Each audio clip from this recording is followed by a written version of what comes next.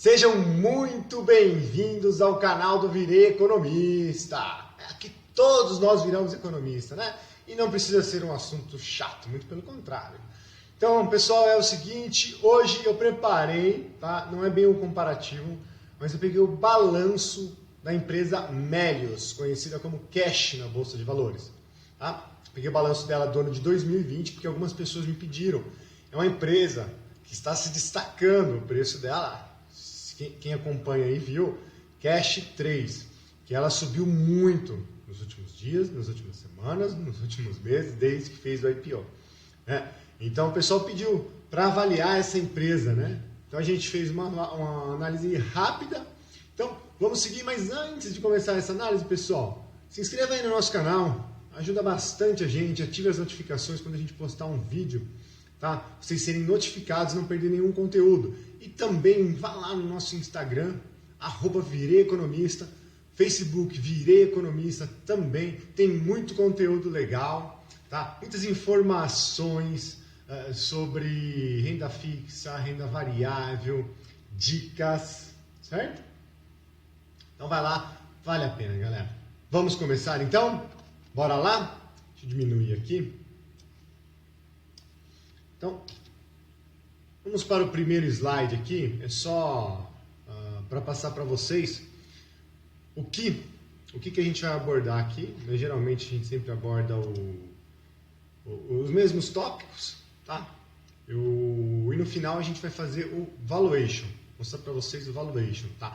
Valuation por múltiplos, tá? Outra coisa que nos pediram bastante, beleza? Então, bora lá! Vamos começar.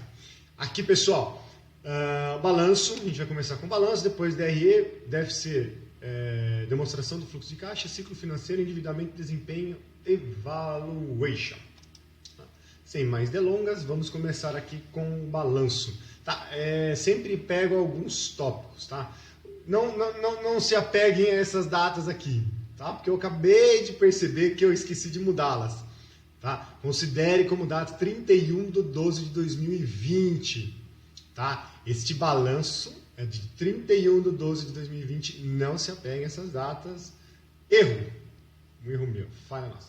Mas vamos lá, pessoal. Assim, essa empresa tem uma característica, o segmento dela tem uma característica onde o acúmulo maior do ativo é no ativo circulante. Tá? Dificilmente você vai ver isso aqui numa empresa de varejo, em outras empresas de outros segmentos. Muito raro. Isso aqui, ó, um acúmulo muito grande no ativo circulante. O ativo circulante é o que é realizável dentro de 12 meses. Tá? O ativo não circulante é após 12 meses. Então isso é ótimo. Dá uma liquidez altíssima para a empresa. Assim como o passivo. Se você tiver um acúmulo muito grande no passivo circulante, é um exigível a curto prazo. É interessante que a empresa tenha um acúmulo maior no passivo não circulante. Um exigível a longo prazo. Tá? Nesse caso da Melius, ela é uma empresa, meios de pagamento, né? Entra e sai dinheiro ali, ó, todo momento. Tanto que o passivo dela, o passivo circulante, representa 5% só. Passivo não circulante não representa praticamente nada. Ela não tem dívidas, ela tem um empréstimo aqui que representa 0,6% do passivo. Não é uma empresa, não está alavancada. Tudo do ativo e passivo dela veio do patrimônio líquido, capital dos sócios. 94% veio do capital social. Patrimônio líquido, você tem reservas de lucros, né? Você tem outros itens ali, tá? Capital dos sócios, patrimônio líquido. Então, de tudo que a empresa tem de ativo e passivo veio de capital dos sócios. Empresa zero alavancada. Tanto que o índice de liquidez corrente dela é 18. Ou seja, o que ela tem no ativo circulante dela é 18 vezes maior do que ela tem no passivo circulante, né? Ativo circulante, realizável a curto prazo. Passivo circulante, exigível a curto prazo. Então, um tem que cobrir o outro. Se for ao contrário, é problema. O passivo circulante maior que o ativo circulante, problema. Ok? Feito até aqui, tranquilo, né, galera? Facinho de entender. Vamos pegar aqui, ó, receita. tá?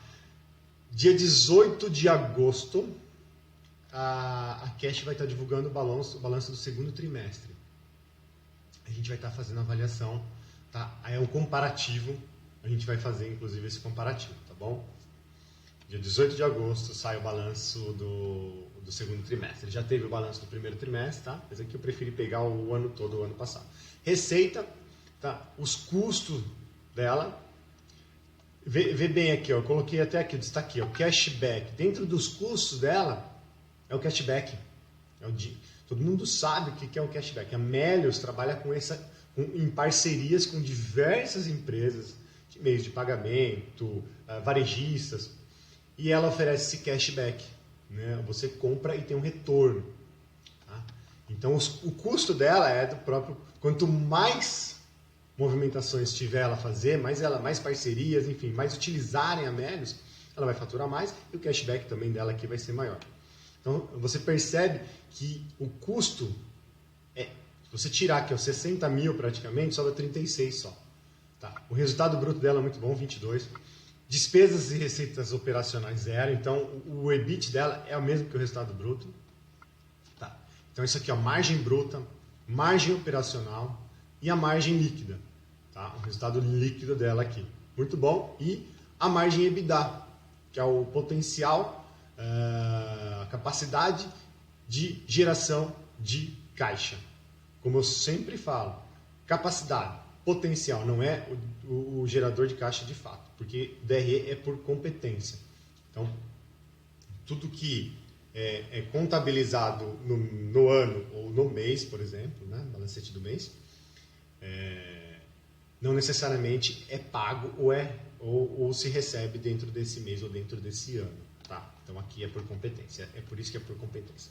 Já o fluxo de caixa, de fato, vem do DFC, demonstrativo de fluxo de caixa. E aí onde gera o caixa líquido das operações, ou seja, onde gera a margem FCO, a margem de fluxo de caixa operacional. Então, ele é similar ao EBITDA, só que ele de fato, o demonstrativo de fluxo de caixa é o que de fato entrou de dinheiro e o que de fato saiu. Tá?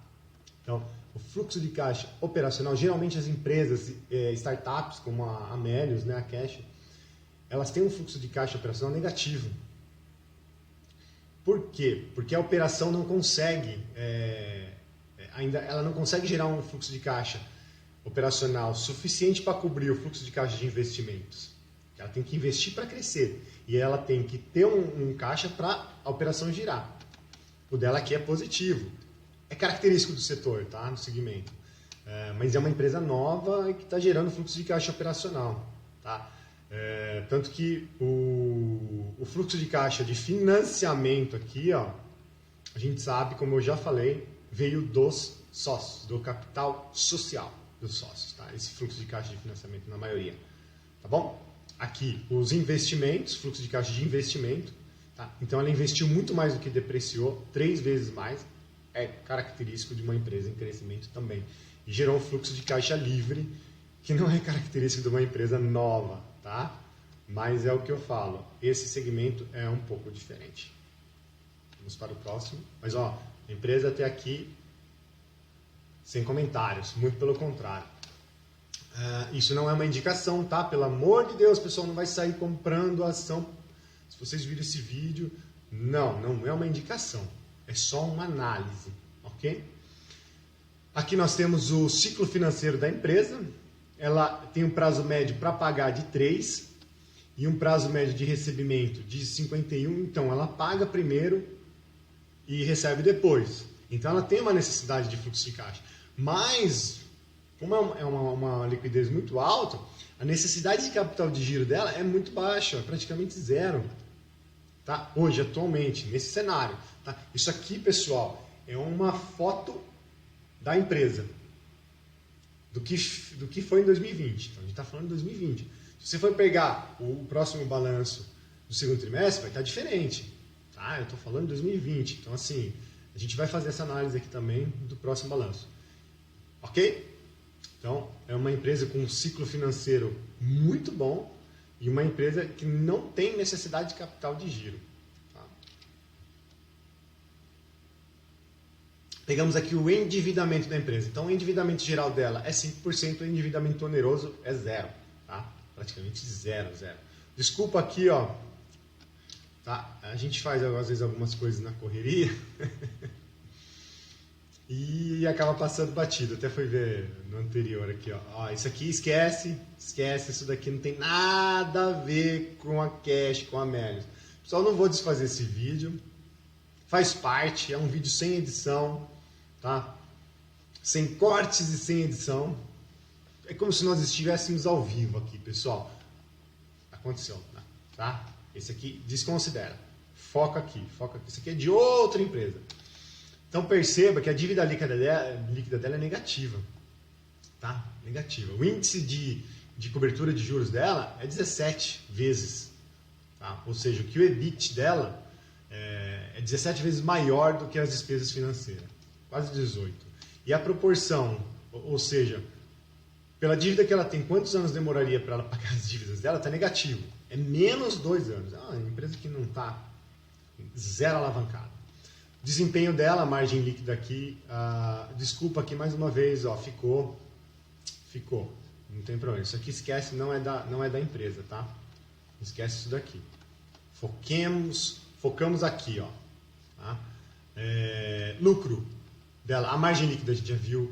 O giro do ativo dela não é um giro tão alto, mas o ROA dela, ou seja, o que os ativos, o retorno sobre os ativos, o que os ativos geram de lucro, 7,48, bom. A alavancagem do PL, ou seja, o patrimônio líquido dela, não está alavancado. O que ela tem de ativo praticamente é o que ela tem de patrimônio líquido, tá 1 por 1, zero alavancagem. E mesmo assim, o ROI dela está muito alto. Tá? Porque uma empresa mais alavancada, quanto mais alavancada a empresa está, desde que a dívida seja saudável, desde que tenha uma dívida saudável, quanto mais a empresa for alavancada, ela está trabalhando com capital de terceiros para gerar lucro para ela. Tá? Então o ROI tende a ser maior. Mas aqui mesmo não sendo alavancado, o ROI dela está muito bom. O ROI, que é o retorno sobre os investimentos, também está muito superior ao custo das dívidas dela, que está baixíssimo. Certo? Ponto positivo aí. Ponto negativo para mim, que me deu mancada de não cortar essas duas colunas dos 2 últimos itens. Vamos lá, pessoal. Então, pegando aqui, ó, o valuation das empresas. Tá? Eu até deixei aqui, mostrar para vocês. Nessas médias, aqui a média dessas 3 empresas, eu não incluí a Cash, tá? É só para vocês verem aqui, ó. LPA, lucro por ação, é o lucro dividido pela quantidade de ações no mercado. VPA, é o valor patrimonial dividido pelo número de ações no mercado, que ela tem no mercado, tá? Então aqui, essa coluna aqui é o preço dividido pelo lucro por ação. Percebe que a Cash, tá? O lucro dela está 481 vezes o preço dela, 481 vezes o que o lucro por ação dela. Isso quer dizer o quê? Que a ação está cara? Se for olhar friamente, mas a gente sabe, vocês viram aí, acompanhando comigo todo o balanço dela. Você vê que é uma empresa que não está alavancada, você vê uma empresa que tem um lucro, um retorno muito bom, um ciclo financeiro ótimo. Então, assim, tem um cenário para explorar, um mercado para explorar, muito para crescer ainda. Então, tem que ser levado tudo isso em conta, não é simplesmente só o número aqui. O valor patrimonial, ou seja, o preço dela está 26 vezes a mais do que o valor patrimonial dela. Tá?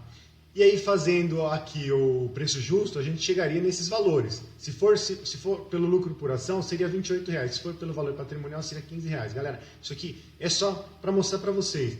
Mas não sai assim, nossa, eu vou vender a minha ação porque ela está super valorizada. Não, esquece.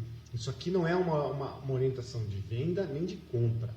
Tá? É simplesmente números para se avaliar. E, igual eu falei, a Melius, a Cash, ela tem muito mais do que isso. Tá? E a média, e aqui é avaliado pelo EV/EBITDA. Tá? EV o que é o EV? Enterprise Value. Valor de firma. É o market cap, ou seja, capitalização de mercado, que é o preço dela, vezes o preço de mercado vezes a quantidade de ações que ela tem. Mais a dívida líquida. A dívida líquida faz parte da empresa. Você percebe que todas as empresas do segmento têm dívida negativa. Ou seja, o que é a dívida líquida? É a dívida menos deu branco? Menos as reservas, o caixa, né? A disponibilidade, menos a disponibilidade de caixa dela. Então é a dívida menos o caixa. Então todas elas têm um caixa muito maior do que as dívidas. Então por isso que as dívidas são negativas. Tá? E aí você pega o valor da firma e divide pelo EBITDA. O EBITDA a gente já falou. E dá esse valor, ou seja, a cash está 301 vezes, o valor dela no mercado está 301 vezes maior do que o potencial gerador de caixa dela, que é o EBITDA. Mas é igual eu te falei. Aí você avaliando o preço justo dela, dá R$10,90. Tá? Mas mais uma coisa, não é só isso. É o que a empresa tem para crescer, é o que a empresa tem por trás, é o negócio em si, é o potencial do negócio, é a gestão, né? São os controladores, são as barreiras que ela tem, novos entrantes. Então, porque assim, uma empresa desse nível, para ela quebrar, é só se ela quiser mesmo, se fizer muito esforço. Qual que é o risco dela? Novos entrantes, é fácil entrar? Olha, precisa ser avaliado. Então, assim, é uma empresa muito boa, tá? Mas não leve isso daqui como recomendação de compra, nem de venda. Esquece. É simplesmente uma avaliação. Beleza? Pessoal, era isso que eu queria dizer por hoje. Agradeço a todos que nos assistiram aí até agora, ou só 1 minuto, não vão ouvir o que eu estou falando aqui. Quem assistiu 1 minuto, 15 segundos, só quem assistiu até o final. Então, gratidão a todos. Fui e somos todos economistas.